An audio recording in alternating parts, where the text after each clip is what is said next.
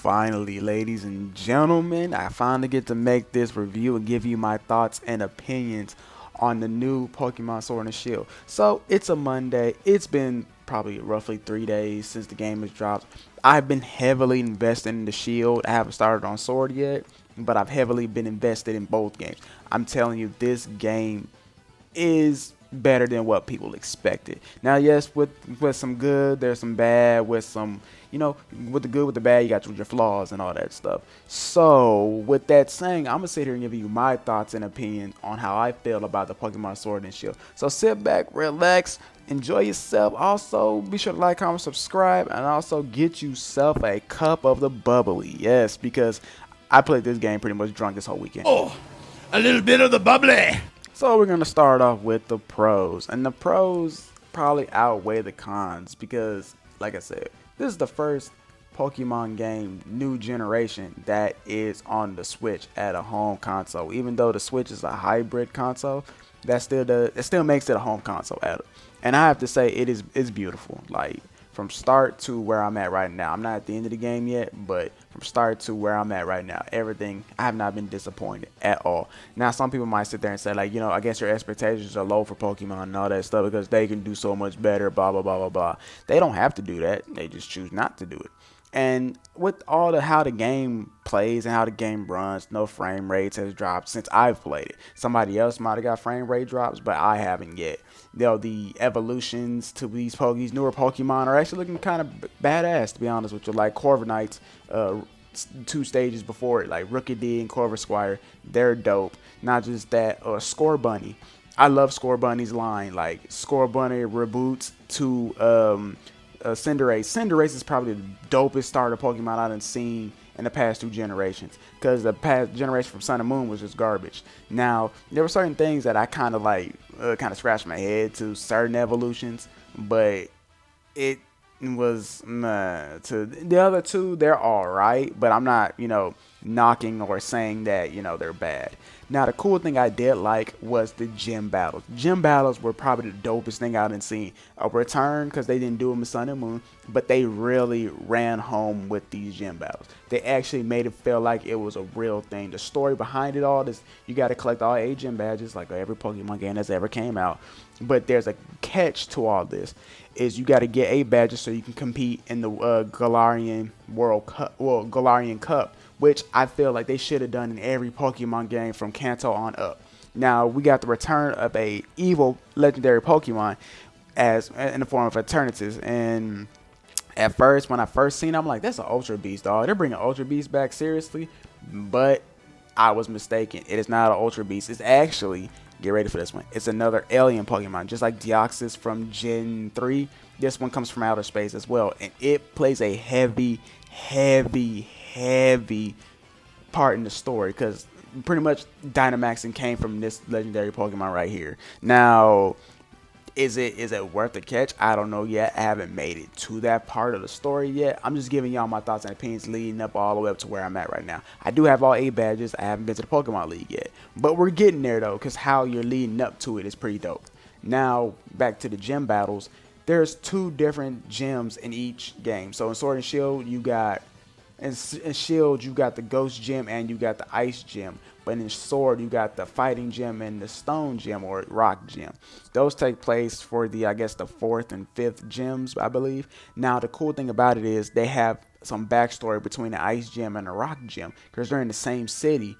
And come to find out, if my memory serves me correctly, or the hints I've been getting, is that Melanie is the mother of the Rock Gym leader. Now, I don't know the Rock Gym leader's name at this point because I don't want to spoil it for myself, but I pretty much spoiled it for myself. They didn't say her son's name in Shield, but it does say on the back of her card that she gets some fights with her son a lot. And I'm thinking her son is the gym leader for the Rock side of the gym. So technically, I guess they both own that gym. They both run that gym or stadium, as I see it. But like on certain days, she's the gym leader, and certain days he's the gym leader. That would be dope to see in the Pokemon anime how this this dynamic duo right here works out. But other than that, all the gyms have been great. all the gym battles were just epic, especially the 8th gym leader. That shit caught me by surprise because I did not expect the gym leader to do some stuff, some wild stuff like that. But it shows that they really are trying to step it up when it comes to the gym battles, especially the 7th gym. We finally get a dark gym leader. Our first dark gym is in Galar. Now, another thing I liked was also the animation for evolutions. I've always been a big fan of how they evolutions from one Pokemon to another, the animation, how that went. It's pretty dope, and I like how they step it up every year. It's not a lot to some people, but to me, I find it pretty cool. And sometimes I feel that the evolutions for the starter Pokemon are also dope as well. Like, I didn't pick Grookey, my friend sent me this, and I feel like, yo, this is pretty dope. You got a Thwack or something like that. I can't say his name right, but I do feel like the starter Pokemon are pretty much the main key to this, and as their main evolutions, the third evolutions are probably the dopest. Inteleon, Cinderace, and Gorilla Boom or Rillaboom. Like I said, when I start Sword Up, I don't know who I'm gonna pick between Inteleon or Rillaboom.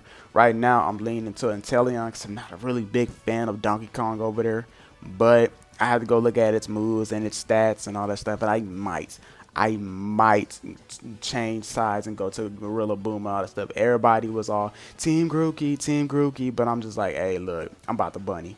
And also, the biggest thing that I found that was dope in this game too was the max raid battles. So after you get done doing the max raid battle, they give you a hell of a lot of rare candies that gives your Pokemon XP. So if you need to grind, the grinding has been made a little bit much easier, but not easier, because as your Pokemon level up more and as you get more badges, I guess the max raid battles become harder and harder and harder. Because once I got the 8th gym badge, they started to become harder and harder. So I had to go learn certain moves and give certain things to certain Pokemon. But right now, it's looking pretty dope. Now with the pros, you got the cons, and that is the 1,000 Pokemon that we are been seeing over the years will not make a return. Now, data miners have shown us that there are Sun and Moon starter Pokemon in the game, but there is no way for us to get them unless you hack the game. And I'm not about to hack my game, all right? I want to get it in a special way, as maybe a special story or something. But right now, all I know is that there's only 400 Pokemon in the game, and 35 Pokemon have been locked away. And from what I've been seeing for people hacking the game, the legendary Pokemon from Sword and Shield are in the game. Also, the dragons from Black and White, which is Reshiram, Zekrom, and Kyrene, they're in the game. Of course, the fusions are in the game. Swords of Justice are in the game. Solgaleo, Lunala, and Necrozma, they're in the game. Jirachi, Celebi, Mewtwo. And it's like, what the fuck? Why are they in the game? Like, certain Pokemon should have been in this game. I was going to be upset if, like, Double Blade and Aegislash weren't in the game because they're legit Sword and Shield Pokemon.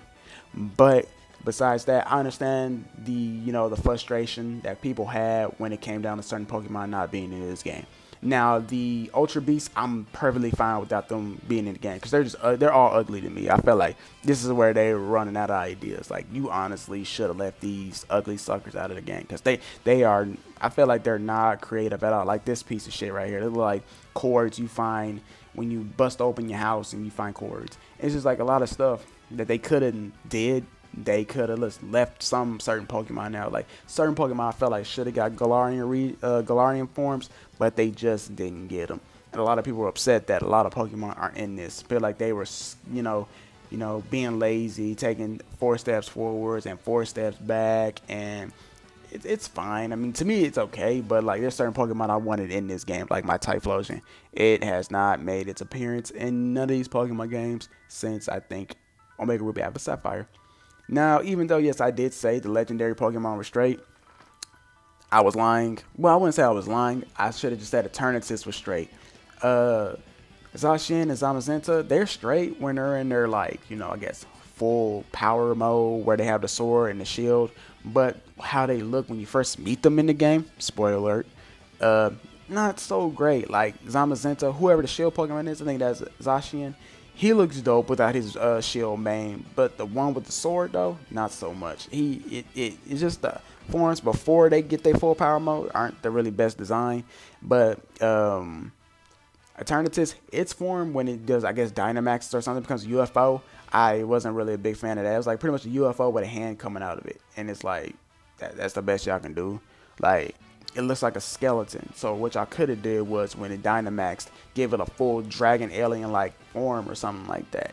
Now, yes, I know this is the little fan art that I found out there that, you know, makes it look pretty cool. But that's how I see it should have been. These Pokemon should have really looked like that. Also, the lag when you play online is pretty bad. But I'm pretty sure they're gonna fix it. They're gonna patch it. They'll be like, here, look, we're gonna fix the lag and all that stuff, because that's the big thing that people play Pokemon for, is for the online battles, for, you know, competitive play. People come. I bought these games because I wanted to get competitively and play competitively. But my final thoughts on this game is the game is good. Don't get me wrong, the game is really, really good. You have some hidden misses here and there. You know, some Pokemon who got Galarian forms don't need one, like Meowth. It got an Alolan form, so why y'all giving it a Galarian form? There's other Pokemon that deserve the spotlight. Like Zigzagoon, I like that. Obstagoon is a beast. Like, I fucking love it. Like, Zigzagoon was weak in homing, but now it's looking great here. But like, certain Pokemon didn't deserve it. I feel like you should add a more legendary Pokemon like Swords of Justice. They belong in the game because, you know, Pokemon Sword and Shield, they're known as the Swords of Justice. So Keldeo and his trio is gonna be with them. The dragons, I guess, since, you know, this is based on the UK, you know, dragons are very known over there, I guess. But everything else, I don't see why people were really shitting on this game like this game was that bad. Like, it's really not that bad. You know, beggars can't be choosers. Y'all been crying for another Pokemon game since Sun and Moon ended. So here y'all go. Y'all got a new one, and y'all upset. And come to find out, I didn't know this, but the National Dex hasn't been in Pokemon games since Sun and Moon. So it's like, you know, this is what, the 4th game? No, wait. So you got Sun and Moon, Ultra Sun and Moon. Let's Go Pikachu, Let's Go Eevee. Now you got Sword and Shield. So that's 4 games without no National Dex. So I don't see why people complain about it. But at the same time, I also understand too that at least certain Pokemon could have been put in this game. Like, Pokemon are actually used in competitive battle. So go through all your regions and pick all the Pokemon that are like, okay, I see there's a lot in competitive play. I see there's a lot of competitive play, and they should go off of that. But other than that, this game is pretty dope. I suggest the people if you're diehard Pokemon fans and don't care about the whole, you know, certain Pokemon not being in the game, go pick this up. It is fun. It is really fun. For the folks who just want to be butthurt because, you know, enjoying a bandwagon just because one person's hating it, so they're gonna hate it, don't let the internet tell you how to feel. Alright. You're a consumer just like I'm a consumer. If you're gonna enjoy the shit, go enjoy the shit. Alright. It's just the game. They're probably going to put out another game anyways, like they always do. They always come out with the 3rd version, and it's probably going to be based on alternatives. So it's probably going to be like Pokemon Spear or something in that manner. But other than that, guys, that's all I got. More videos are on the way. But other than that, peace.